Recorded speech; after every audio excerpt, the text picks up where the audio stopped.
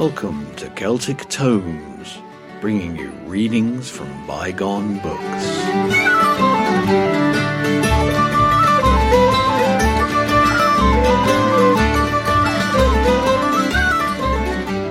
Welcome to Celtic Tomes, bringing you readings from the classic books of Celtic study, myth and folklore.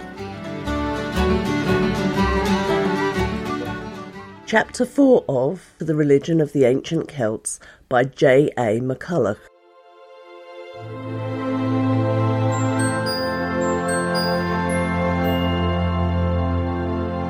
The Irish Mythological Cycle. 3 divine and heroic cycles of myths are known in Ireland, one telling of the Tuatha Dé Danann, the others of Cúchulainn and of the Fians. They are distinct in character and contents, but the gods of the first cycle often help the heroes of the other groups, as the gods of Greece and India assisted the heroes of the epics. We shall see that some of these personages of these cycles may have been known in Gaul. They are remembered in Wales, but in the Highlands, where stories of Cúchulainn and Fionn are still told, the Tuatha Dé Danann are less known now than in 1567, when Bishop Carsewell lamented the love of the Highlanders for idle, turbulent, lying, worldly stories concerning the Tuatha Dé Dananns. As the new Achaean religion in Greece and the Vedic sacred books of India regarded the aboriginal gods and heroes as demons and goblins, so did Christianity in Ireland sometimes speak of the older gods there. On the one hand, it was mainly Christian scribes who changed the old mythology into history and made the gods and heroes kings. Doubtless myths already existed, telling of the descent of rulers and the people from divinities, just as the Gauls spoke of their descent from Dispater, or the Incas of Peru, the Mikados of Japan, and the kings of Uganda considered themselves offspring of the gods. This is a universal practice, and made it the more easy for Christian chroniclers to transmute myth into history. In Ireland, as elsewhere, myth doubtless told of monstrous races inhabiting the land in earlier days, of the strife of the Aborigines and the incomers, and of their gods, though the Aboriginal gods may in some cases have been identified with Celtic gods, or worshipped in their own persons. Many mythical elements may therefore be looked for in the euhemerised chronicles of ancient Ireland. But the chroniclers themselves were but the continuers of a process which must have been at work as soon as the influence of Christianity began to be felt. Their passion, however, was to show the descent of the Irish and the older peoples from the old biblical personages, a process dear to the modern Anglo-Israelite, some of whose arguments are based on the wild romancing of the chroniclers. Various stories were told of the first peopling of Ireland. Banba, with 2 other daughters of Cain, arrived with 50 women and 3 men, only to die of the plague. 3 fishermen next discovered Ireland, and of the island of Banba, of fair women with hardihood, they took possession. Having gone to fetch their wives, they perished in the deluge at Tuath Inba. A more popular account was that of the coming of Cessair, Noah's granddaughter, with her father, husband, and the 3rd man, Ladru, the first dead man of Erin, and 50 damsels. Her coming was a result of the advice of a laimh-dhia, or hand god, but their ship was wrecked, and all save her husband, Finntain, who survived for centuries, perished in the flood. Cessair's ship was less serviceable than her grandparents. Followed the race of Partholan, no wiser one than the other, who increased on the land until plague swept them away, with the exception of Tuan Caraill, who after many transformations told the story of Ireland to Saint Finnen centuries after. The survival of Finntain and Tuan, doubles of each other, was an invention of the chroniclers to explain the survival of the history of colonists, who had all perished. Keating, on the other hand, rejecting the sole survivor theory as contradictory to scripture, suggests that aerial demons, followers of the invaders, revealed all to the chroniclers, unless they found it engraved with an iron pen and lead in the rocks. 200 years before Partholan's coming, the Fomorians had arrived. Cichol Gricenchos fought Partholan at Itha, where they were defeated. Cichol was footless, and some of his host had but one arm and one leg. They were demons, according to the chroniclers, and descendants of the luckless Ham. Nennius makes Partholan and his men the first Scots who came from Spain to Ireland. The next arrivals were the people of Nemed, who returned to Spain, whence they came, Nennius, or died to a man, Tuan. They also were descendants of the inevitable Noah, and their sojourn in Ireland was much disturbed by the Fomorians, who had recovered from their defeat and finally overpowered the Nemedians after the death of Nemed. From Tory Island, the Fomorians ruled Ireland and forced the Nemedians to pay them annually, on the eve of Samhain, November the 1st, 2/3 of their corn and milk and of the children born during the year. If the Fomorians are gods of darkness, or preferably aboriginal deities, the tribute must be explained as a dim memory of sacrifice offered at the beginning of winter, when the powers of darkness and blight are in the ascendant. The Fomorians had a tower of glass in Tory Island, and this was one day seen by the Milesians, to whom appeared on its battlements what seemed to be men. A year after, they attacked the tower and were overwhelmed in the sea. From the survivors of a previously wrecked vessel of their fleet are descended the Irish. Another version makes the Nemedians the assailants. 30 of them survived their defeat, some of them going to Scotland, or Man, the Britons, some to Greece, to return as the Fir-Bolgs, some to the north, where they learnt magic, and returned as the Tuatha Dé Danann. The Fir-Bolgs, men of bags, resenting their ignominious treatment by the Greeks, escaped to Ireland. They included the Fir-Bolgs proper, the Fir-Domnann, and the Caoilte. The Fomorians are called their gods, and this, with the contemptuous epithets bestowed on them, may point to the fact that the Fir-Bolgs were the pre-Celtic folk of Ireland, and the Fomorians their divinities, hostile to the gods of the Celts, or regarded as dark deities. The Fir-Bolgs are vassals of Ailill and Maeve, and with the Fir-Domnann and Caoilte are hostile to Cúchulainn and his men, just as the Fomorians were to the Tuatha Dé Danann. The strifes of races and of their gods are inextricably confused. The Tuatha Dé Danann arrived from heaven, an idea in keeping with their character as beneficent gods, but later legend told how they came from the north. They reached Ireland on Beltane, shrouded in a magic mist, and finally, after one, or in other accounts 2, battles, defeated the Fir-Bolgs and the Fomorians at Moytura. The older story of one battle may be regarded as a euhemerized account of the seeming conflict of nature powers. The first battle is described in the 15th to 16th century manuscript, and is referred to in the 15th century account of the second battle, full of archaic reminiscences and composed from various earlier documents. The Fir-Bolgs, defeated in the first battle, joined the Fomorians after great losses. Meanwhile, Nuada, leader of the Tuatha Dé Danann, lost his hand, and as no king with a blemish could sit on the throne, the crown was given to Breich, son of the Fomorian Ilatha, and his sister Eri, a woman of the Tuatha Dé Danann. One day, Eri espied a silver boat speeding to her across the sea. From it stepped forth a magnificent hero, and without delay, the pair, like the lovers in Theocritus, rejoiced in their wedlock. The hero, Ilatha, foretold the birth of Eri's son, so beautiful that he would be a standard by which to try all beautiful things.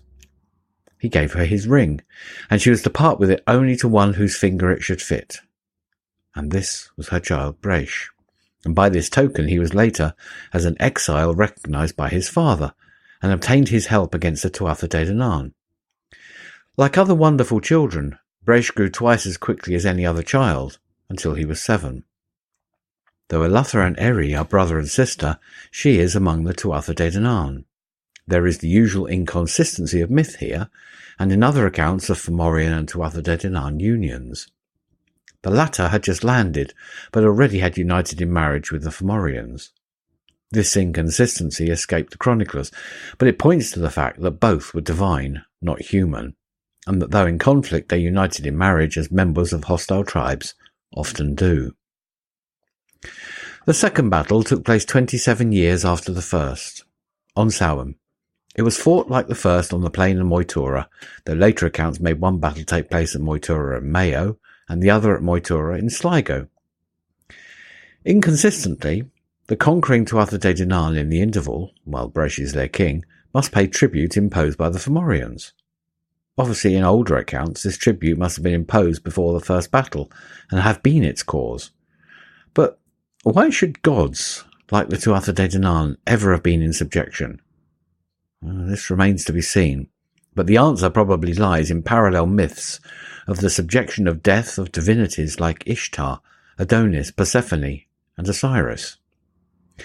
Breis, having exacted a tribute of the milk of all the hornless dun cows, the cows of Ireland were passed through fire and smeared with ashes, a myth based perhaps on the Beltane fire ritual. The avaricious Breis was satirized, and naught but decay was on him from that hour.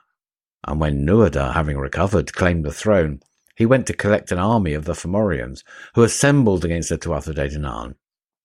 In the battle, Indech wounded Ogma, and Balor slew Nuada, but was mortally wounded by Lu. Thereupon the Fomorians fled to their own region. The Tuatha Dé Danann remained masters of Ireland until the coming of the Milesians, so named from an eponymous Mila, son of Bela. If, having been sent to reconnoitre, was slain, and the Milesians now invaded Ireland in force. In spite of a mist raised by the Druids, they landed, and having met the three princes who slew it, demanded instant battle or surrender of the land. The princes agreed to abide by the decision of the Milesian poet Amagin, who bade his friends re-embark and retire for the distance of 9 waves. If they could then effect a landing, Ireland was theirs. A magic storm was raised, which wrecked many of the ships, but Amagin recited verses, fragments perhaps of some old ritual, and overcome the dangers. After their defeat, the survivors of the Tuatha Dé Danann retired into the hills to become fairy folk, and the Milesians, the Goidels or Scots, became ancestors of the Irish. Throughout the long story of the conquests of Ireland, there are many reduplications, the same incidents being often described to different personages. Different versions of similar occurrences, based on older myths and traditions, may already have been in existence, and ritual practices dimly remembered required explanation. In the hands of the chroniclers, writing history with a purpose and combining their information with little regard to consistency, all this was reduced to a more or less connected narrative. At the hands of these prosaic chroniclers, divinity passed from the gods, though traces of it still linger. Ye are gods, and behold, you shall die, and the waves be upon you at last. In the darkness of time, in the deeps of the years, in the changes of things, ye shall sleep as a slain man sleeps, and the world shall forget you for kings. From the annalistic point of view, the Fomorians are sea demons or pirates, their name being derived from Muir, sea, while they are descended along with other monstrous beings from them. Professor Rhys, while connecting the name with the Welsh Fawr, giant, Gaelic Fawr, derives the name from Fo, under, and Muir, and regards them as submarine beings. Dr. McBain connected them with the fierce powers of the Western Sea personified, like the Muratach, a kind of sea hag of a Finn ballad. But this association of the Fomorians with the ocean may be the result of late folk etymology, which wrongly derived their name from Weir. The Celtic experience of the Lochlanners or Norsemen, with whom the Fomorians are associated, would aid the conception of them as sea pirates of a more or less demoniacal character. Dr. Stokes connects the second syllable, more, with mare, as in nightmare, from morrow, and regards them as subterranean as well as submarine. But the more probable derivation is that of Zimmer and Darbois, from fo and morio, more meaning great, which would thus agree with the tradition which regarded them as giants. They were probably beneficent gods of the Aborigines, whom the Celtic conquerors regarded as generally evil, perhaps equating them with the dark powers already known to them. They were still remembered as gods and are called champions of the Sidhe, like the Tuatha Dé Danann. Thus, King Breis sought to save his life by promising that the kine of Ireland would always be in milk, and then that the men of Ireland would reap every quarter, and finally by revealing the lucky days for ploughing, sowing and reaping. Only an autochthonous god could know this, and the story is suggestive of the true nature of the Fomorians. The hostile character attributed to them is seen from the fact that they destroyed corn, milk and fruit. But in Ireland, as elsewhere, this destructive power was deprecated by begging them not to destroy corn nor milk in Erin beyond their fair tribute. Tribute was also paid to them on Samhain, a time when the powers of blight feared by men are in the ascendant. Again, the kingdom of Balor, their chief, is still described as the kingdom of cold. But when we remember that a similar tribute was paid to Cromm Cruaich, a god of fertility, and that after the conquest of the Tuatha Dé Danann they were also regarded as hostile to agriculture, we realise that the Fomorians must have been aboriginal gods of fertility, whom the conquering Celts regarded as hostile to them and their gods. Similarly, in folk belief, the beneficent corn spirit has sometimes a sinister and destructive aspect. Thus the stories of tribute would be distorted reminiscences of the ritual of gods of the soil, differing little in character from that of the similar Celtic divinities. What makes it certain that the Fomorians were aboriginal gods is that they are found in Ireland before the coming of the early colonist Partholan. They were the gods of the pre-Celtic folk, Fir-Bolgs, Fir-Domnann and Cailín, all of them in Ireland before the Tuatha Dé Danann arrived, and all of them regarded as slaves, spoken of with the utmost contempt. Another possibility, however, ought to be considered. As the Celtic gods were local in character, and as groups of tribes would frequently be hostile to other groups, the Fomorians may have been local gods of a group at enmity with another group, worshipping the Tuatha Dé Danann. The strife of Fomorians and Tuatha Dé Danann suggests the dualism of all nature religions. Demons or giants or monsters strive with gods in Hindu, Greek and Teutonic mythology. And in Persia, the primitive dualism of beneficent and hurtful powers of nature became an ethical dualism, the eternal opposition of good and evil. The sun is vanquished by cloud and storm, but shines forth again in vigour. Vegetation dies, but undergoes a yearly renewal. And so in myth, the immortal gods are wounded and slain in strife. But we must not push too far the analogy of the apparent strife of the elements and the wars of the gods. The one suggested the other, especially where the gods were elemental powers. But myth-making man easily developed the suggestion gods were like men and could never get enough of fechting. The Celts knew of divine combats before their arrival in Ireland, and their own hostile powers were easily assimilated to the hostile gods of the Aborigines. The principal Fomorians are described as kings. Ilatha was the son of Ned, described by Cormac as a battle god of the heathen Gael, i.e. he is one of the Tuatha Dé Danann, and has as wives two war goddesses, Bav and Nemed. Thus he resembles the Fomorian Tethra, whose wife is Bav or battle crow, preying on the slain. Ilatha's name, connected with words meaning knowledge, suggests that he was an aboriginal culture god. In the genealogies, Fomorians and Tuatha Dé Danann are inextricably mingled. Breis's temporary position as king of the Tuatha Dé may reflect some myth of the occasional supremacy of the powers of blight. Want and niggardliness characterise his reign, and after his defeat a better state of things prevails. Breis's consort was Bridget, and their son Ruadan, sent to spy on the Tuatha Dé Danann, was slain. His mother's wailing for him was the first mourning wail ever heard in Erin. Another god, Indech, was the son of Déa Domnu, a Fomorian goddess of the deep, i.e. of the underworld, and probably also of fertility, who may hold a position among the Fomorians similar to that of Danu among the Tuatha Dé Danann. Indech was slain by Ogma, who himself died of wounds received from his adversary. Balor has a consort, Cúchulainn, whose venom killed Dagda. His one eye had become evil by contact with the poisonous fumes of a concoction which his father's druids were preparing. The eyelid required 4 men to raise it, when his evil eye destroyed all on whom its glance fell. In this way, Balor would have slain Lu at Moitora, but the god at once struck the eye with a slingstone and slew him. Balor, like the Greek Medusa, is perhaps a personification of the evil eye, so much feared by the Celts.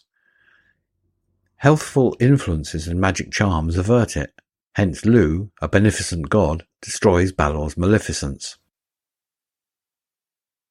Tethra, with Balor and Elatha, ruled over Erin at the coming of the Tuatha Dé Danann. From a phrase used in the story of Conda's visit to Elysium, "Thou art a hero of the men of Tethra," Monsieur Darbois assumes that Tethra was ruler of Elysium, which he makes one with the land of the dead. This passage, however, bears a different interpretation, and though a Fomorian, Tethra, a god of war, might be regarded as lord of all warriors. Elysium was not the land of the dead, and when Monsieur Darbois equates Tethra with Kronos, who after his defeat became ruler of a land of dead heroes, the analogy, like other analogies with Greek mythology, is misleading.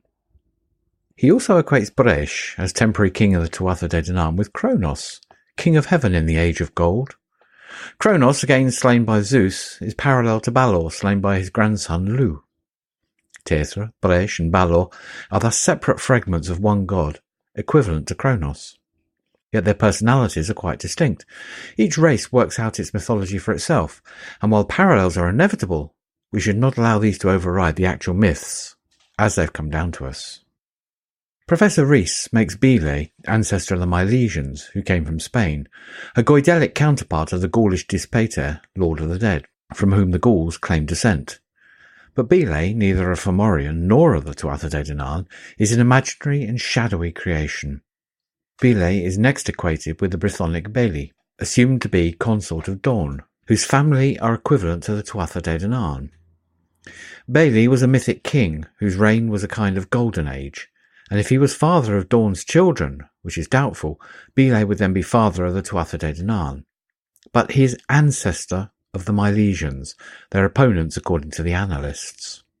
Bele is also equated with Elatha, and since Dawn, reputed consort of Bele, was grandmother of Llew, equated with Irish Lu, grandson of Balor, Balor is equivalent to Bele, whose name is regarded by Professor Rees as related etymologically to Balor's. Bele, Balor, and Elatha are thus Goidelic equivalents of the shadowy Bele, but they are also quite distinct personalities, nor are they ever hinted at as ancestral gods of the Celts, or gods of a gloomy underworld. In Celtic belief, the underworld was probably a fertile region and a place of light, nor were its gods harmful and evil, as Balor was. On the whole, the Fomorians came to be regarded as the powers of nature in its hostile aspect. They personified blight, winter, darkness, and death, before which men trembled, and yet were not wholly cast down, since the immortal gods of growth and light, rulers of the bright otherworld, were on their side and fought against their enemies. Year by year, the gods suffered deadly harm, but returned as conquerors to renew the struggle once more. Myth spoke of this as having happened once for all, but it went on continuously. Gods were immortal and only seemed to die. The strife was represented in ritual, since men believed that they can aid the gods by magic, rite, or prayer. Why, then, do hostile Fomorians and Tuatha Dé Danann intermarry? This happens in all mythologies, and it probably reflects in the divine sphere what takes place among men. Hostile peoples carry off each other's women, or they have periods of friendliness and consequent intermarriage. Man makes his gods in his own image, and the problem is best explained by facts like these, exaggerated no doubt by the Irish annalists. The Tuatha Dé Danann, in spite of their euhemerisation, are more than human. In the north, where they learned magic, they dwelt in 4 cities, from each of which they brought a magical treasure.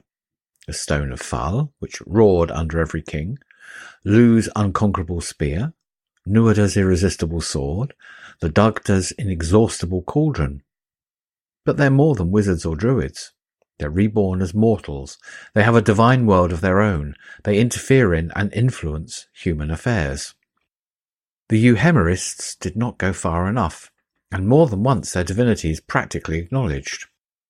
When the Fian Caoilte and a woman of the Tuatha Dé Danann appear before St. Patrick, he asks, "Why is she young and beautiful, while you are old and wrinkled?" And Caoilte replies, "She is of the Tuatha Dé Danann, who are unfading and whose duration is perennial. I am of the sons of my lieges, that are perishable and fade away." After their conversion, the Celts, sons of my lieges, thought that the gods still existed in the hollow hills, their former dwellings and sanctuaries, or in far-off islands, still caring for their former worshippers. This tradition had its place with that which made them a race of men conquered by the Milesians, the victory of Christianity over paganism and its gods having been transmuted into a strife of races by the Euhemerists. The new faith, not the people, conquered the old gods. The Tuatha Dé Danann became the Dinashi, or fairy folk, still occasionally called by their old name, just as individual fairy kings or queens bear the names of the ancient gods.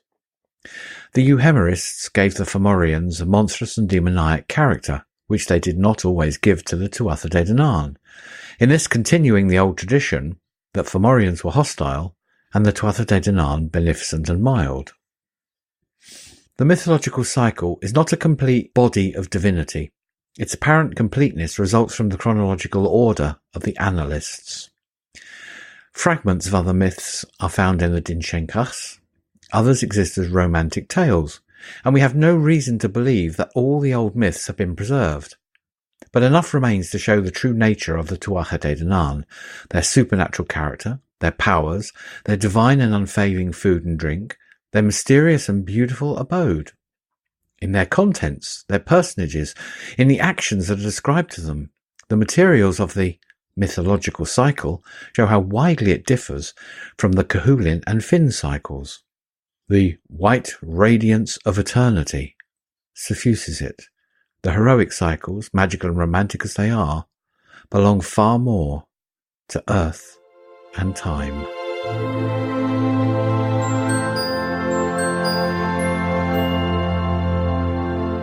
That was Chapter 4 of The Religion of the Ancient Celts by J. A. MacCulloch.